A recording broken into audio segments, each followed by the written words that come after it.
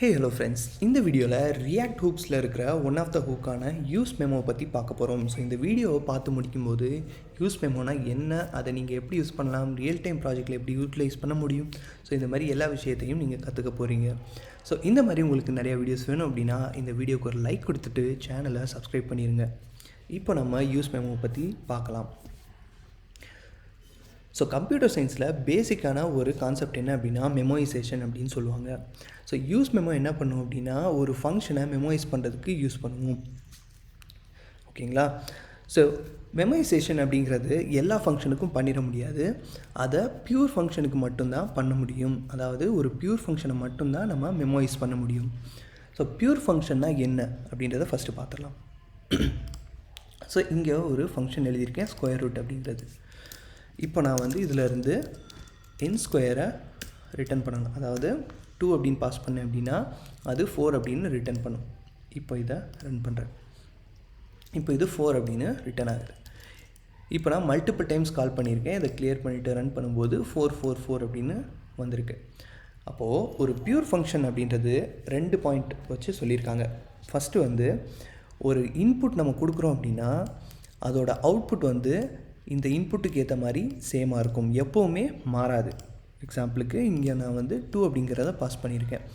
So இந்த function எப்போவுமே 4 அப்படிங்கிறது தான் ரிட்டர்ன் பண்ண போகுது.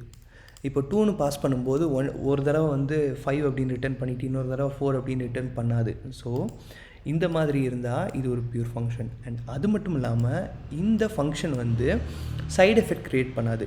சைடு எஃபெக்ட் அப்படின்னா ஒரு வேல்யூ இருக்குது, x = 0 அப்படின்னு இருக்குது. ஓகேங்களா? x = 2 அப்படின்னு வச்சுப்போம்.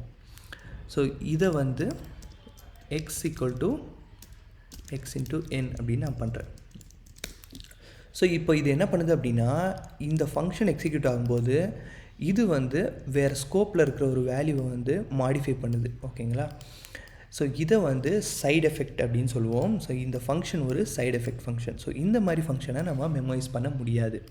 ஸோ இந்த சைடு எஃபெக்ட் அப்படிங்கிற பேரை வச்சு தான் நம்ம முன்னாடி வீடியோவில் பார்த்தோம் இல்லையா, யூஸ் எஃபெக்ட் அப்படிங்கிற லைஃப் சைக்கிள் ஹூக். ஸோ அந்த ஹூக் அந்த ஹூக்கோட பேர் இந்த சைடு எஃபெக்ட் ஃபங்க்ஷன் பேஸ் பண்ணி தான் வந்திருக்கு. ஓகே, ஸோ இப்போ உங்களுக்கு பியூர் ஃபங்க்ஷன்னா என்ன அப்படின்னு புரிஞ்சிருக்கும். பியூர் ஃபங்க்ஷன்னா ஒரு ஃபங்க்ஷனுக்கு ஒரு ஆர்குமெண்ட் பாஸ் பண்ணுறோம் அப்படின்னா சேம் ஆர்குமெண்ட்டுக்கு அந்த ஃபங்க்ஷன் ரிட்டர்ன் பண்ணுற ஆன்சரும் சேமாக இருக்கும்.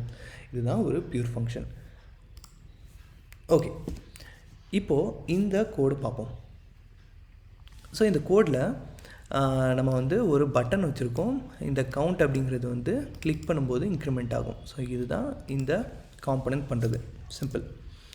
ஸோ இப்போ நம்ம useMemoவை யூஸ் பண்ண போகிறோம். ஸோ அதுக்கு ஃபஸ்ட்டு useMemo அப்படிங்கிறத இம்போர்ட் பண்ணிடலாம். சரி, அதுக்கு முன்னாடி நான் என்ன பண்ண போகிறேன் அப்படின்னா இன்னொரு ஃபங்க்ஷன் எழுதிட்டு ஷோ மேக்ஸ் அப்படிங்கிறத இந்த ஃபங்க்ஷனை நான் க்ரியேட் பண்ணுறேன். இது என்ன ரிட்டர்ன் பண்ண போகுது அப்படின்னா math.max அப்படிங்கிறத ரிட்டர்ன் பண்ண போகுது. இது இந்த அரேவை இதில் கமா செப்பரேட்டட் வேல்யூஸாக பாஸ் பண்ணணும். ஸோ ஸ்ப்ரெட் ஆப்ரேட்டர் யூஸ் பண்ணும்போது இந்த அரே கமா செப்பரேட்டட் வேல்யூஸாக மாறிடும். ஓகே, இந்த ஷோ மேக்ஸ் அப்படின்ற ஃபங்க்ஷன் என்ன பண்ணுது, இந்த அரேக்குள்ளே இருக்கிற மேக்ஸிமம் வேல்யூ அதாவது 5 அப்படிங்கிறத ரிட்டர்ன் பண்ணும். ஓகேங்களா?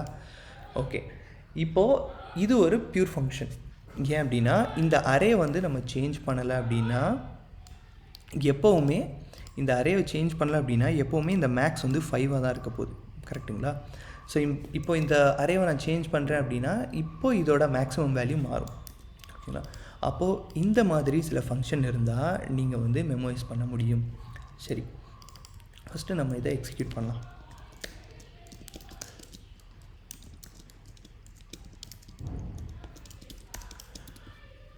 இப்போது என்ன ஆகுது அப்படின்னா இந்த ஷோ மேக்ஸ் அப்படிங்கிற இந்த ஃபங்க்ஷன் எக்ஸிக்யூட் ஆகுது. இந்த கவுண்ட்டை நான் இன்க்ரிமெண்ட் பண்ணுறேன். இப்போது இந்த இடத்துல எந்த சேஞ்சஸும் நடக்கலை, பட் இந்த நம்பரை இன்க்ரிமெண்ட் ஆகிட்டுருக்கு. ஆனால் இங்கே நான் கன்சோல் கொடுக்குறேன். console.log changing max அப்படிங்கிறத கொடுக்குறேன். ஓகேங்களா?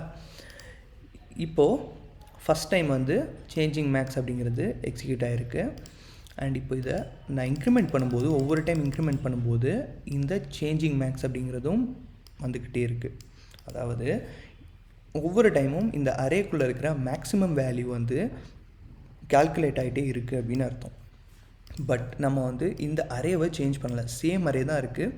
அதுக்கு இந்த ஃபங்க்ஷன் வந்து சேம் வேல்யூ தான் ரிட்டர்ன் பண்ண போகுது. அப்போது இந்த ஃபங்க்ஷனை நம்ம மெமரைஸ் பண்ண முடியும். அதை எப்படி பண்ணலாம் அப்படின்றத இப்போ பார்ப்போம்.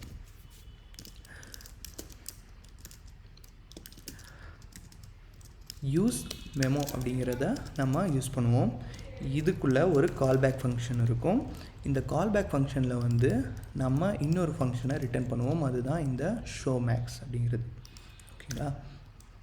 ஓகே, இப்போது இதுக்குள்ளேருந்து ரிட்டர்ன் ஆகிற இந்த வேல்யூ வந்து இந்த மெமரைஸ்ட் வேல்யூ, அதாவது மெமோயிஸ்ட் வேல்யூக்குள்ளே ஸ்டோர் ஆகிருக்கும். ஸோ இந்த ஃபங்க்ஷனுக்கு பதிலாக நான் இப்போது இந்த மெமோயிஸ்ட் வேல்யூவை நான் யூஸ் பண்ணுறேன். இப்போ இதை சேவ் பண்ணுறேன். இப்போது சேஞ்சிங் மேக்ஸ் அப்படின்னு வந்திருக்கு. ஸோ ஃபஸ்ட் டைம் இது ரெண்டர் ஆகும்போது இந்த மேக்ஸிமம் வந்து கால்குலேட் ஆயிடுச்சு. இப்போ நான் இன்க்ரிமெண்ட் பண்ணும்போது இங்கேயும் இன்க்ரிமெண்ட் ஆகிட்டுருக்கு. ஸோ இதுக்கு ரீசன் என்ன அப்படின்னா, இதுக்கு டிபெண்டன்சி அரே கொடுக்கணும். ஸோ எந்த வேல்யூ வந்து சேஞ்ச் ஆகும்போது அந்த டைமில் மட்டும் நான் கால்குலேட் பண்ணணும் அப்படிங்கிறது இந்த useMemoவுக்கு தெரியணும். அதுக்கு நான் வந்து என்ன சொல்ல போகிறேன்னா, இந்த அரே அப்படிங்கிற இந்த வேல்யூ எப்போ சேஞ்ச் ஆகுதோ அப்போ மட்டும் நீ இதை கால்குலேட் பண்ணு அப்படின்னு நான் சொல்கிறேன். இப்போ இதை சேவ் பண்ணிவிட்டு இப்போது இன்க்ரிமெண்ட் பண்ணுவோம். ஸோ ஃபஸ்ட் டைம் மட்டும் சேஞ்ச் மேக்ஸ் அப்படிங்கிறது வந்துச்சு. இப்போது இதை நான் இந்த கவுண்ட்டை வந்து இன்க்ரிமெண்ட் பண்ணுறேன். பட் இந்த அரேவை நம்ம மாடிஃபை பண்ணலை. ஸோ இந்த சேம் அரேவுக்கு இந்த ஃபங்க்ஷன் வந்து என்ன ரிட்டர்ன் பண்ண போகுது அப்படின்னா 5 அப்படிங்கிறது ரிட்டர்ன் பண்ண போகுது. ஸோ இந்த வேல்யூ சேஞ்ச் ஆகலை அப்படின்றதால இந்த ஃபங்க்ஷனும் எக்ஸிக்யூட் ஆகலை. ஓகேங்களா? ஸோ இந்த அரே சேஞ்ச் ஆனால் இந்த ஃபங்க்ஷன் அகெயின் ரீகால்குலேட் ஆகும். ஸோ அது ஒரு எக்ஸாம்பிள் பார்த்துடலாம். செட் அரே அப்படிங்கிறத பண்ணுவோம். ஆட் டு அரே அப்படிங்கிற வேல்யூ சேஞ்ச் பண்ணிவிட்டு இதில் என்ன பண்ண போகிறோம் அப்படின்னா, எக்ஸிஸ்டிங் அரேயில் இருக்கிற எல்லா வேல்யூ எடுத்துகிட்டு count into math.random அப்படின்னு கொடுத்துட்றேன். அதாவது ரேண்டமாக ஒரு வேல்யூ க்ரியேட் பண்ணிவிட்டு அதை வந்து கவுண்ட் கூட ஆட் பண்ணிவிட்டு அதை இந்த அரேக்குள்ளே புஷ் பண்ணிடு அப்படிங்கிறது தான் இந்த கோடு சொல்கிறது. ஓகேங்களா?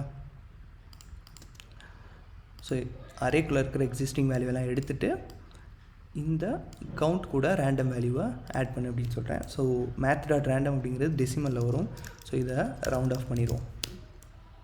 ஓகே, இப்போது இந்த அரேயில் என்ன இருக்குது அப்படிங்கிறத நம்ம இங்கே பிரிண்ட் பண்ணலாம்.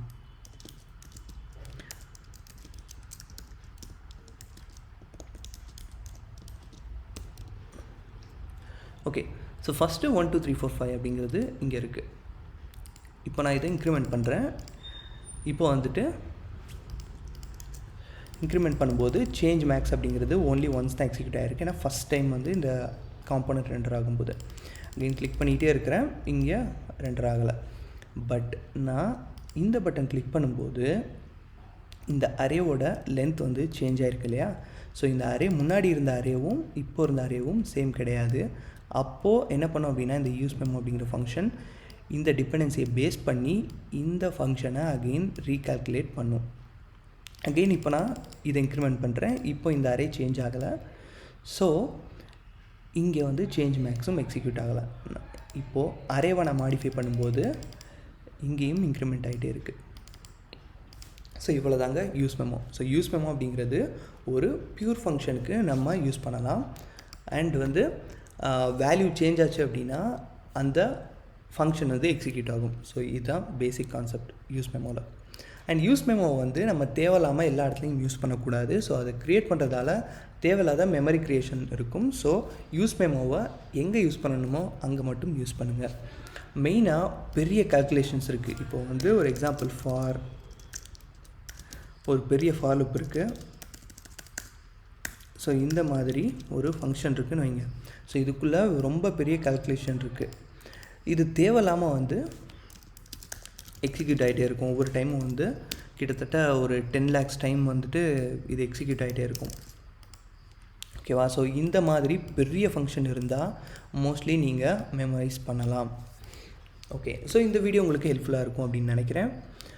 இந்த வீடியோ பிடிச்சிருந்தா லைக் பண்ணுங்கள், இந்த சேனலுக்கு சப்ஸ்கிரைப் பண்ணுங்கள், உங்கள் ஃப்ரெண்ட்ஸோட இந்த வீடியோவை ஷேர் பண்ணுங்கள். தேங்க்யூ.